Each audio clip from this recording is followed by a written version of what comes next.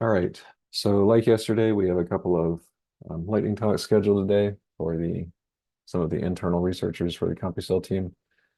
Um, Again, just as a reminder, this session, like all other sessions, is live streamed and recorded to YouTube and will be published for future viewing. This is one last reminder. If you haven't had a chance to look at the hackathon materials yet, you can do so in the hackathon folder in the student materials folder.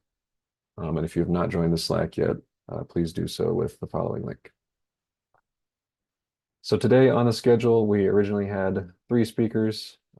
Pete Fife, who's worked with us in the development capacity in the past, and then Jim Sluka and Lorenzo Veschini, who are both CompuCell modelers. Unfortunately, Pete had to dip out for another meeting a few minutes ago, so he will not be available to give his talk today, but we will make sure those slides are uploaded for people to take a look if they're interested in looking at Pete's Germinal Centers model at a later time. So today we'll have Jim Sluka present on a liver toxicity model or toxicology model that they've published in the past. And then we'll have Lorenzo talk about a self-renewing epithelia model that they've been working on recently. So Jim, I will turn the screen share over to you if you're ready. Okay.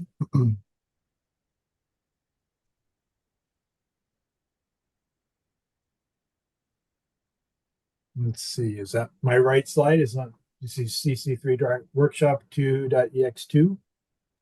You're not in slide mode, screen mode though. Oh, I don't want to put it in screen mode because I got three screens and it's PowerPoint. So it's Okay. no way to predict what it will do. So I'm going to stay in regular old PowerPoint. So you can see ahead where I'm going. Yeah. This was If you meant to want be to, 15 minutes. you could change So to you can, reader view. It might make the slide a little bigger down at the bottom there. Yeah, there you go. okay, that'll work. That'll work. Okay. So I'm going to talk real quick. So here we are, we're in the schedule of the the example lightning talks. I'm going to talk real quick about a model that we developed several years ago for modeling acetaminophen in humans. It's a multi-scale model. It runs from the entire body. It includes uptake like oral dosing and excretion, like metabolic clearance.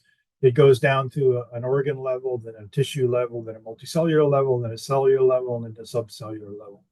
We used CompuCell to handle these intermediate scales and SPML to handle both the reaction kinetic and the PBPK scale. So our approach was divide and conquer. We have a standard PBPK model, physiobiological pharmacokinetic model, which is an ODE model that models the blood and the organs in the body as compartments. We have a multi-cell level, and we model in CompuCell. And then in each cell, we embed a reaction network for the metabolism of acetaminophen. Acetaminophen is metabolized extensively, and primarily it gives a sulfate and a glucuronide, and these are measurable in the serum of people that have been treated with acetaminophen, which is here. In addition, there's a phase 1 oxidative pathway that leads to a toxic compound. The available clinical data typically looks like this. This is time versus serum concentration for acetaminophen after a single oral dose. This blue curve is the parental compound acetaminophen. And these other two curves are the two metabolites coming up in the serum. So this is the underlying data and is typical of the extent of data you would get in a clinical trial or a medical application of a drug in humans. It's just very coarse-grained data. All you know about really is concentration in the blood. So our first model is the whole body PBPK model. This is just a set of ODEs. It's a relatively straightforward and common approach. We have the gut lumen where the drug starts. It's absorbed in the gut. The blood from the gut carries it to liver. Liver carries it to the venous compartment, cycles back around to the rest of the body. In this particular version of the model, we have a metabolic pathway in the liver to help clear compounds. This was developed in Copasi, which will generate SPML, and it has the advantage that you can add annotations to your SPML. So this is part of the Copasi version of the model. It has text describing the model. It has things like units, predefined units, and so forth. In addition, that's SBML is shareable, so this particular PBPK model is available in biomodels repository. So that model, when you convert it into a set of ODEs, it's relatively straightforward. You set of equations that model transfer of compound from one compound or one compartment to the next, following the arrows. There's a large number of parameters in a PBPK model. These black parameters are things that we're actually calculating as a time course. These red parameters are dependent on the species and age and other characteristics of the individual you're modeling. And then a set of blue parameters, which are the parameters that are specific for the drug or chemical being studied. So there's lots of parameters. However, only the blue ones usually have to be fit, since there's literature data for the red ones. So this particular model, after fitting a few of the parameters, the solid curve is the result of the SBML PBPK model. These boxes are the clinical data, average clinical data. So that at this scale, we can properly model uptake and ultimate elimination without much detail. The second scale is a multi-scale CompuCell model that models a hepatocyte line sinusoid, which is a micro blood vessel, a capillary blood vessel with blood flowing through it. The liver is a pretty complex organ, starting at about roughly 8 inches across, going down into these lobules, which are long tubes. This should be a long tube. There's an arterial and venous inflow of blood, passes through a 10 or 20 cell long pipe, and exit into a central vein, a venous exit for it. What we're going to model is just one pipe that passes from the periphery to the center. So that's what this model is. There's an arterial input flow, which is this line here. There's a venous input flow, which is this line here. Exiting the model, ultimately turned back in, but in the CompuCell model, we're just treating blood and serum portions as they flow through this pipe, and the pipe is lined with these red or green hepatocytes. Within this model, we have a coarse-grained PDE model that defines transfer. So for instance, a red blood cell in contact with another red blood cell can transfer material. Red blood cell in contact with a hepatocyte can transfer material both ways. We'll see if this will work. Animation in PowerPoint is always flaky. This is cells up here. Red and blue are red blood cells and serum portions. At the start of the simulation, a high concentration of compound comes in, and it diffuses into the hepatocytes at the top and bottom of the pipe. Now the input flow has gone to no drug, and now we're seeing washout drug coming back out of the hepatocytes, back into the blood and being carried away. So see at the beginning, there it goes, high concentration input in the blood going up in the cells. We stop the input in the blood, and now it starts to wash back out. The third scale is the subcellular reaction kinetics that models conversion of APAP to its metabolites. So ultimately, each one of our green hepatocyte cells will have this SBML model embedded in it. It's just a set of ODEs for this conversion from APAP to the 3 metabolites. This is a run in Copasi, where we're adjusting some of the parameters. What you see here in the graph is APAP going away and the 2 metabolites going up. Essentially 100% of the APAP's converted to the metabolites. And from the literature and ADME studies, we know what that ratio is supposed to be, so we could adjust the model to get the proper ratio of the 2 metabolites. We're then going to try to put the whole model together. So we replace the liver compartment in the PBPK with our CompuCell model. And in each one of our hepatocytes, we embed a copy of the SBML metabolic model. We actually use CompuCell to kind of drive the whole process. It loads this model, it loads all of these models. It time steps CompuCell, and at the same time, it time steps the SBML models. This is basically the entire run. APAP concentration in the sinusoid and hepatocytes, the glucuronide, APAP-G, and the sulfate concentration. This is concentration in the serum of the 3 compounds, the dots of the experimental data. The solid lines are the simulation results. This is APAP concentration in a couple of different tissues in the body.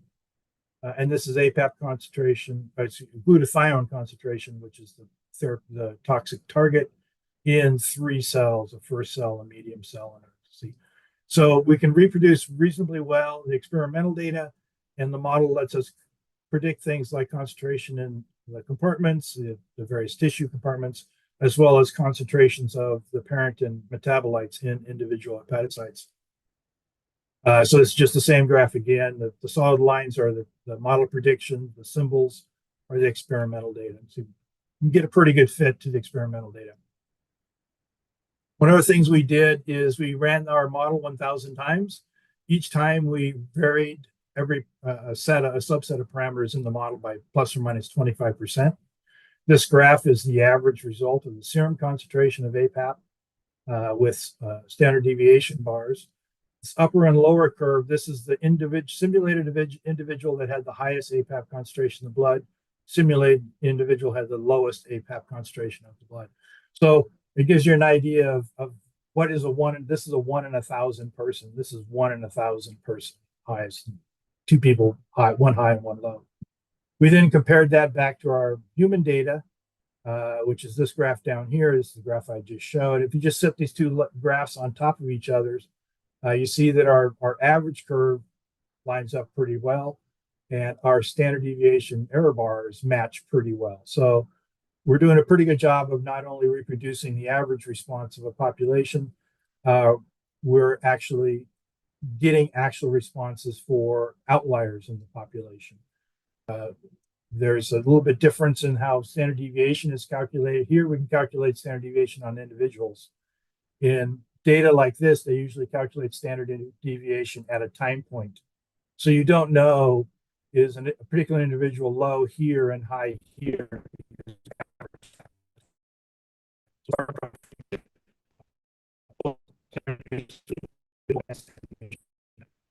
Sorry, Jim, you're And that's the end of that.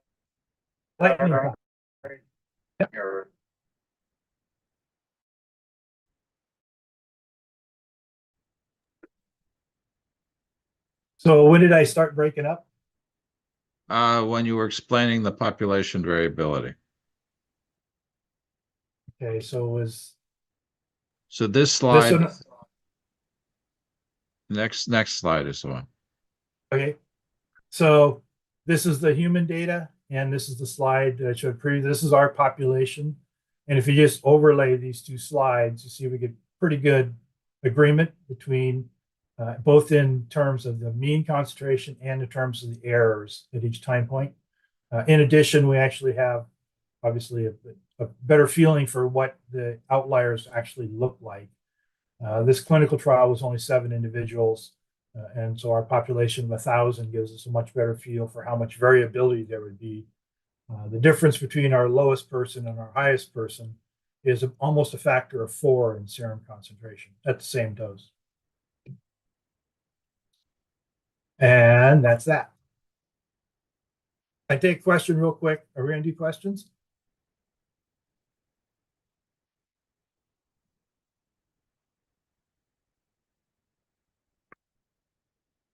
Why don't we go ahead and have Lorenzo present, and then we can, if there are questions for both speakers, we can do them during the lunch break. Okay, I do have another lightning talk if we ever get time on the visual models. That would be great. Let's see whether we can. Okay. Lorenzo, go ahead. Okay. 1 second. This and let me let me share my screen.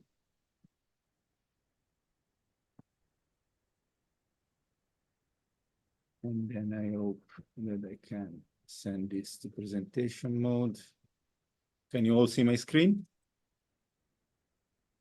That looks great. Okay. So let me move this out of the way. Okay, I'm Lorenzo Veschini. I'm working in the research team of James Brazier. and we're working toward developing a prototype of virtual human self-renewing epithelia toward the idea of developing virtual skin. So good. There was some comment? No. Okay. And this is straight away what we have patent. What we have so far. This animation shows you what happens in the simulation, which develops a little bit in a wet environment, which simulates the uterine development, and the moisture changes, environment becomes harsher, and keratinized epithelium can develop. And this model essentially captures some aspects of epithelial and especially skin development and homeostasis, including wound repair, as you have seen just in the animation. And why we do that? Well, before why we do that, you have seen yesterday the virtual corner from Joel. There is obviously a huge interest in modeling via virtual tissue modeling self-renewing epithelia, because these are kind of omnipresent throughout the body. They have different particularity differences. And even if we look only at the skin and we look at different skin type, for example, in the hand or the foot and the dorsum or the plantar or palmar side, we have difference, morphological and functional differences.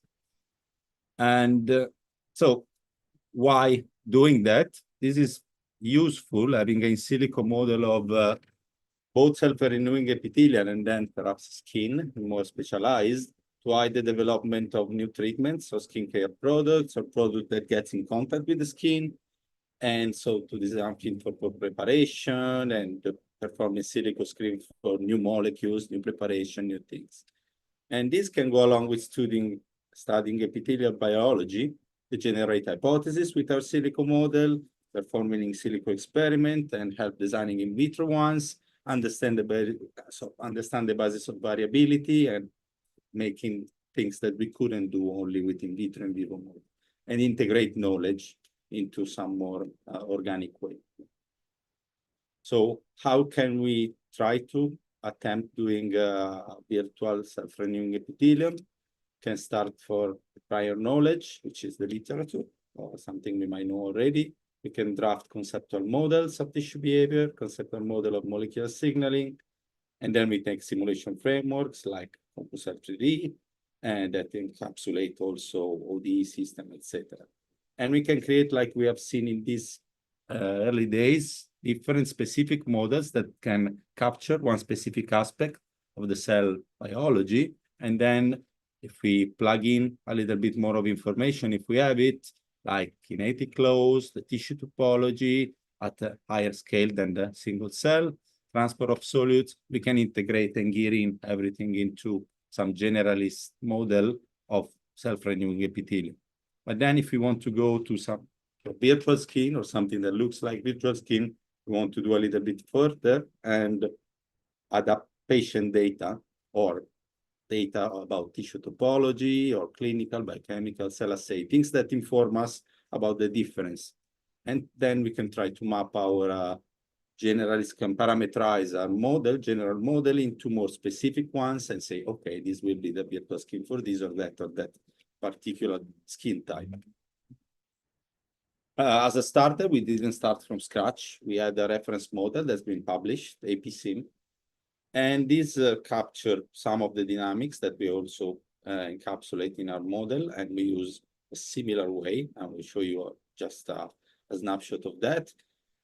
All in all, what this kind of system does is generate from stem cells, that self-renew, yes, and then differentiate and generate a stratified epithelium.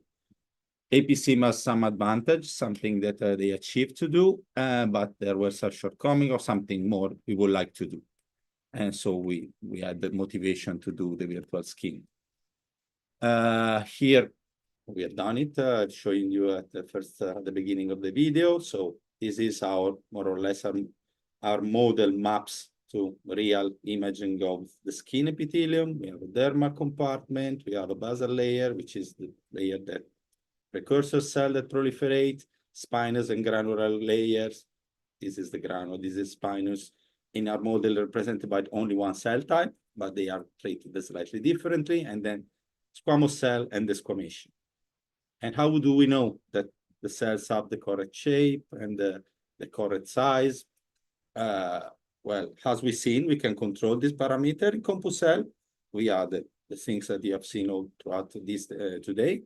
And we decided about the value by just measuring real tissue. And so we have some statistics, some metrics that we can map, and we match that to our cell areas. And we plugged in into the cell constraint model that we have seen today. Then about diffusible things, water, calcium, now we treat them kind of together, but okay, I know that they are different things. But about water specifically, we know how it transits from within the body, that is a very hydrated environment, from the outside body that is much less hydrated. And so there is a transit. And the epithelium acts as a resistance to this water loss. And again, we have modeled that with CompuCell using facilities that we haven't discussed in the workshop yet. And we discuss, I guess, in the next day, if not tomorrow, the day after tomorrow. And so by modulating parameters within our model, we can play around with this and modulate hydration of our tissue.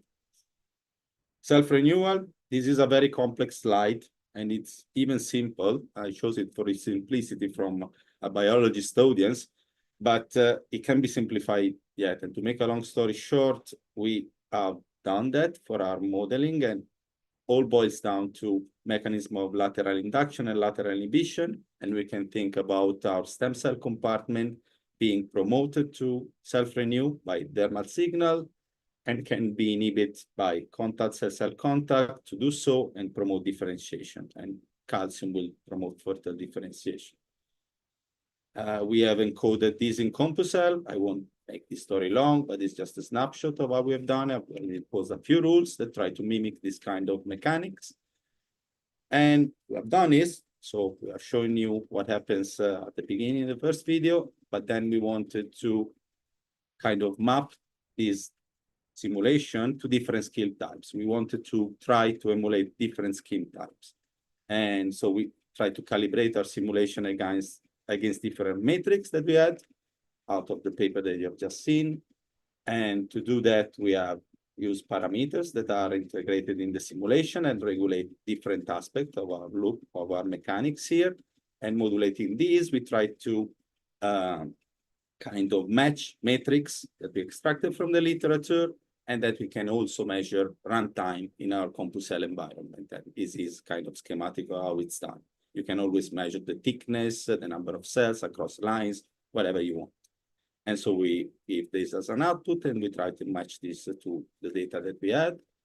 And we had some success. As I mentioned, this is a prototype. We are not really finished yet, but we have some success. You can see that there is some mapping between the dorsal head skin, I think, and the palmar skin looks good. Dorsal foot skin, so and so.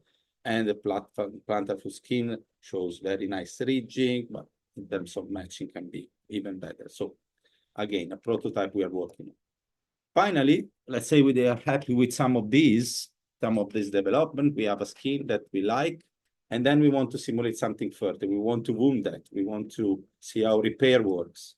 And just this animation shows you what happens during development, some PMCS, and then we can stop the simulation, take it somewhere else, and instantiate a few of these simulations starting from the same point.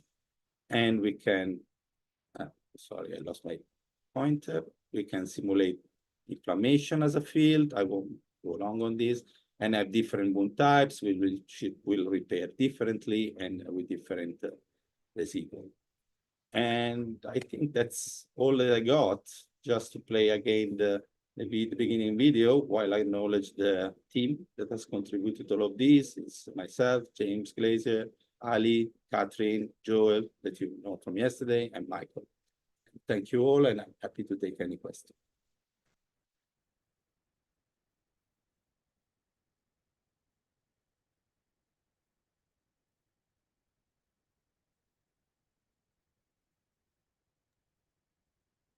Okay.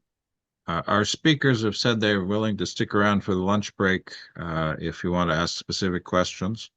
I'm going to put up the lunch break slide in any case, and so that people know where we are. And however, if Jim, if you or Lorenzo have questions and you want to share a screen share during the lunch break, you're welcome. Please do answer the little module experience questionnaire. If you would like to hear more of these mini talks, I think there are one or two people who might like to present in addition if we can get it into the schedule. And so please go ahead with questions to the speakers.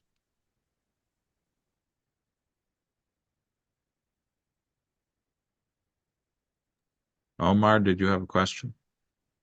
Yes, I have a question to Jim. Okay. Hello. In your simulation, as far as I understand, is the liver and is a constant flow of blood. And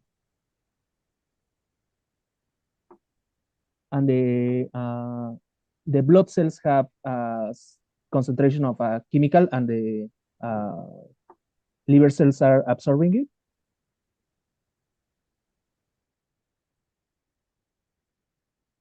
Say that again, please. Yeah, if I understand your simulation right, is a constant flow of blood. Right. The blood cells have a certain chemical concentration, and the liver is absorbing it. Right. Right. So yep. The liver cell have a internal model for the metabolic of that chemical, right? Right. So the if I understand right, the concentration on the blood cells fits that metabolic model, and it's like subtracted. Yep.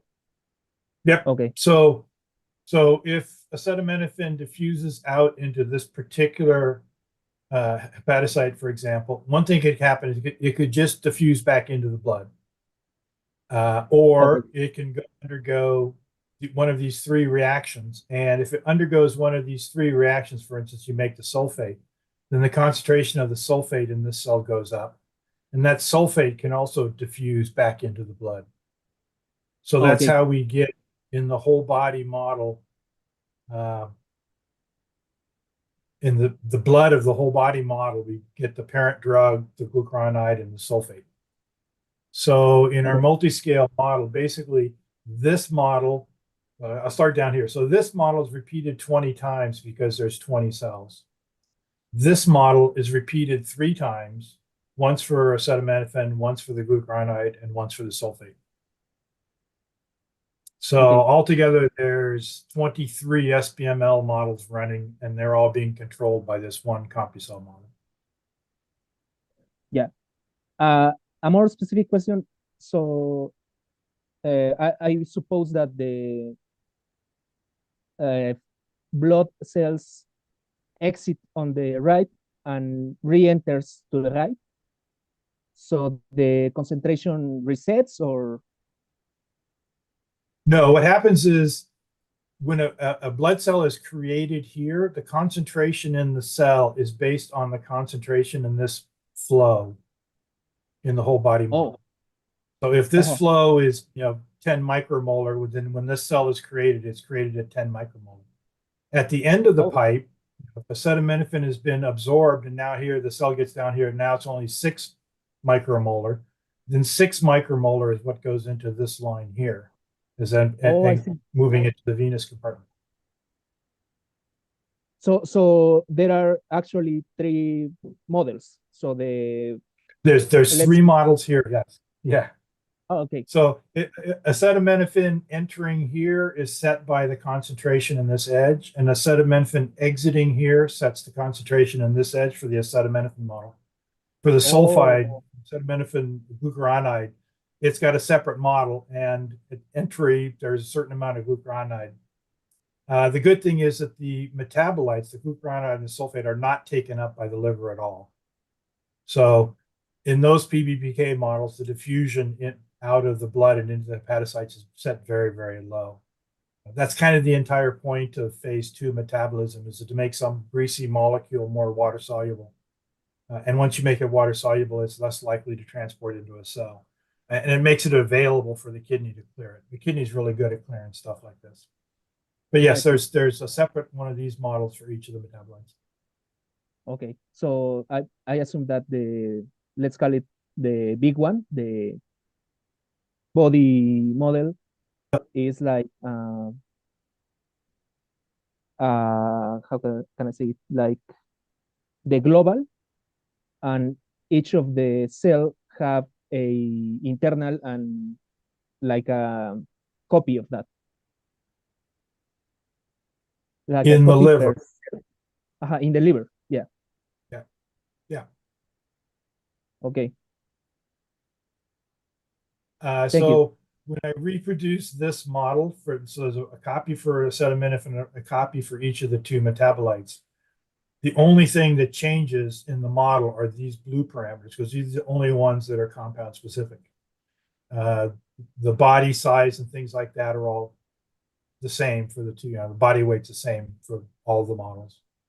And it's fairly easy because we just set these partition coefficients to be relatively small numbers, because the metabolites don't really perfuse back into the blood, or excuse me, back into the tissue very well, and they're entirely cleared in the kidney.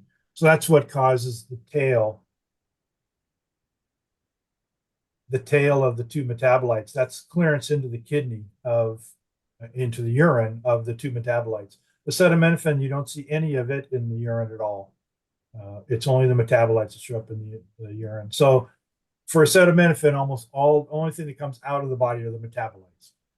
So these decays are different things. This decay of the acetaminophen is because it's being metabolized. These decays of the metabolites is because they're being cleared in the kidney. Okay. Just one more question. Okay. Is this or is this published?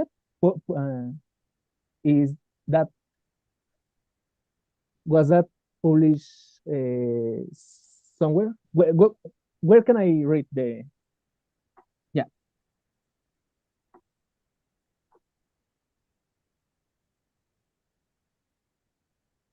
Thank you. The 2 of the models are available in biomodels. So the PBPK model is in biomodels, and the metabolic pathway model is in biomodels. Okay. And that's just biomodels.org, I think, or biomodels.com. And if you search for APAP or Sluka or something like that, you'll find these models. Okay. Thank you a lot. Well, send me an email if you have any questions about it. Yeah, sure. Thank you.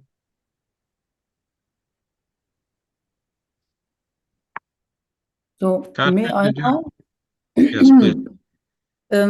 I have also a question to Jim. So at least one question to Jim. The liver usually contains multi-drug resistance proteins, actually, where all these things are absorbed, and then the things which are not needed are secreted together with the bile into the gut, and this is the way how the liver gets rid of toxic agents. And not just paracetamol, but also anti-cancer drugs and all these things. So was there any chance to implement these features into the model so that the liver just gets rid of things and not gives it back to the bloodstream? Well, but that's inaccurate. The liver does both. Phase 1 and phase 2 metabolism were specifically designed by the body to make a compound more water soluble so it can be carried in the blood. If the liver can't do that to a compound, it's too greasy and there's nothing for it to grab onto, then it will secrete it into the bile, into the bile canaliculi in the liver, and eventually to the gallbladder, and eventually back to the stomach, or back to the GI tract, the small intestine. So the liver has two ways of getting rid of stuff. It can either go the bile route, or it can make it water soluble and go back into the blood. For acetaminophen, none of it is found in the bile, and none of the metabolites are found in the bile. Interesting. They're too water soluble. Acetaminophen transports across membranes just like a bullet. If you do the kinetics of going from water across the cell membrane for acetaminophen, it's like the membrane's not there at all. It's almost perfectly, it's got almost the perfect log P to just be perfectly happy in water and perfectly happy in a lipid membrane. So for that reason, there's no reason to go the bile route to get rid of it because it's water soluble. But yes, we could include in the model. We could include in the model that if a compound's too greasy, or if metabolism makes it greasier, or if it's conjugated to a fatty acid or to a bile salt or something, that it would go into the bile. And most of the measurements were done in the urine, right? So the excretion of the No, that's the problem with clinical data, is usually this is the only data. Usually all you have is this blue curve. Sometimes it's measured in the urine. Sometimes less often it's measured in the feces. Even less often it's measured in the breath and sweat and things like the other ways that things can exit. But acetaminophen is pretty well behaved and it's pretty simple, so none of it ends up in the feces and you can't find it. The mass recovery in the urine of the metabolites is more than 90% of the applied dose. So it's a very well-behaved drug, and that's part of the reason we model it and why everyone models it, because it's so well-behaved and it doesn't have the complications of multiple excretion routes and things like that. Usually when I teach this to my students, I also teach them that paracetamol, or acetaminophen as you call it, is stocking in the kidney and disturbing the nephrons, at least at a certain concentration. So the last 10%, do you think those will do this disturbance of the nephrons, or this injury of the nephrons? They could. I don't know how metabolically active nephrons are.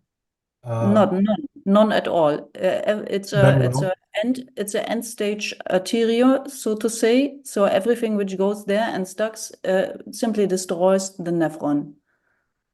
Well, the reason that the standard theory for the reason why you don't see acetaminophen in the urine is because it just transfers back out of the nephrons, back out of the bladder, back out of the urethra. It doesn't care that those membranes are there. It goes across them like a bullet. It is possible, though, that it is getting stuck in the nephrons. There's also a slight possibility that one of the metabolites, the NAPK, N-acetylparaquinone imine, is getting into that's why I asked about metabolism. This is the toxic metabolite, but I can't imagine this compound making it more than a couple of microns from where it was made before it runs into a glutathione and gets snarfed by glutathione. So I don't think this is getting. That's why I asked about metabolism in the kidney. If there's any phase 1 metabolism in the kidney, any cytochrome P450s, maybe this is what's happening in the kidney, and this is causing the kidney damage.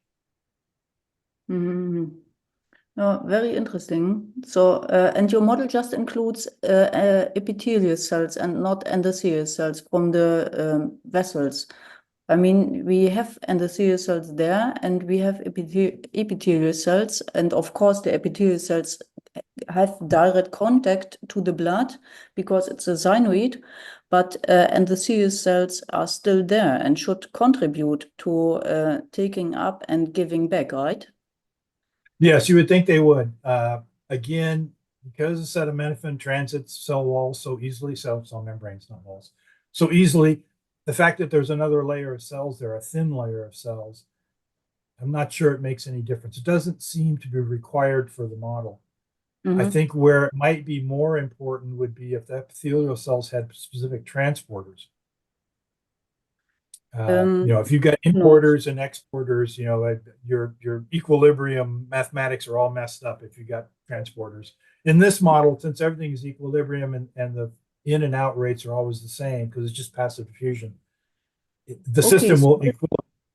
This means for certain things which are freely diffusible, let's put it like this, you can just skip the single cell layers and simulate a tissue of choice, so to say, right? Yeah. Yeah. And you're just basically rolling that epithelial layer into, this interaction here. If you're going to diffuse across this edge, then where that's really an epithelial lining plus the hepatocyte wall. And treat it that way. You can certainly put in an epithelial layer. They're very thin. In this situation, the epithelial layer is probably only 1 or 2 microns thick. Hepatocytes are pretty big, 15-ish microns across. This vessel is 8 or 9 microns in diameter, basically the same size as a red blood cell. Yeah, that's true. Okay, thank you, Jim. Sure. That's my questionnaire. So if I'm the only one still here, so I have some questions to Lorenzo as well. Lorenzo, are you still there? Yeah, please go ahead. Your skin model is very interesting, and I wonder, the skin usually has a very thick moment. I have to look up the English word.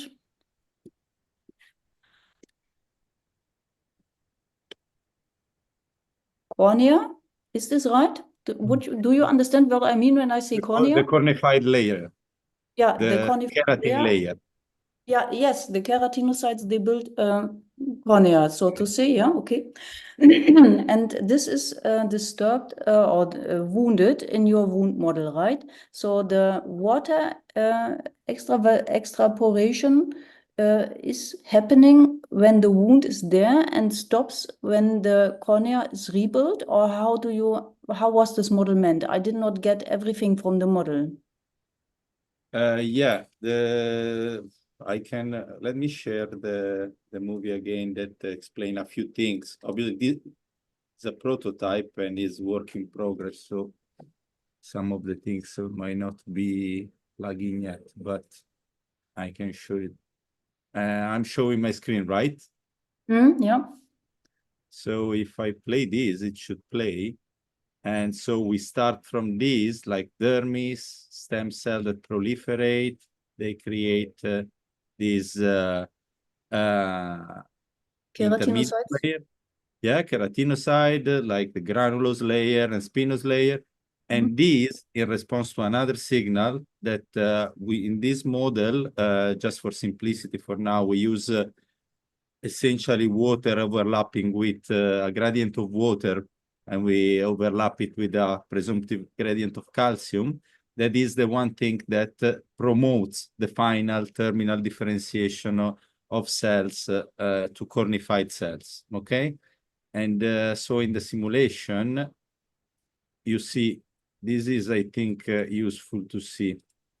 When there Okay. is water around.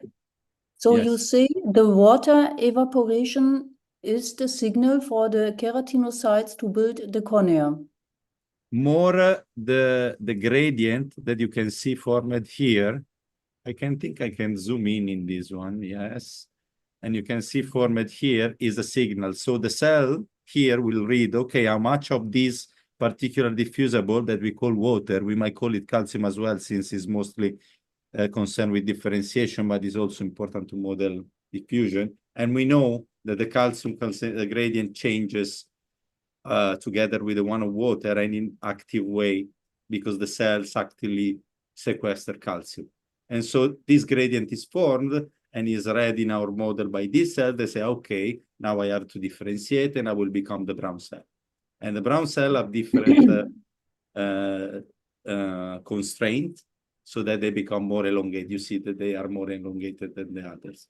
And so we kind of call that differentiation in CompuCell cell terms. Cell type 1 becomes cell type B. And we treat them.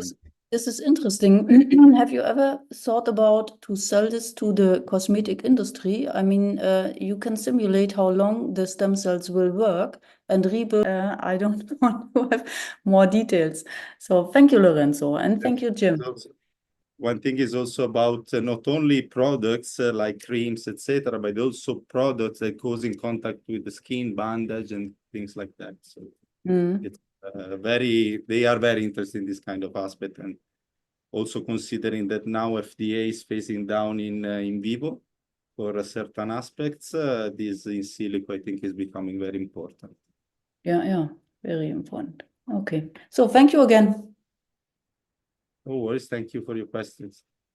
Okay, any other questions for our speakers? I hope some. I mean, I'm glad people want to talk, but I also know people have to get some lunch. So,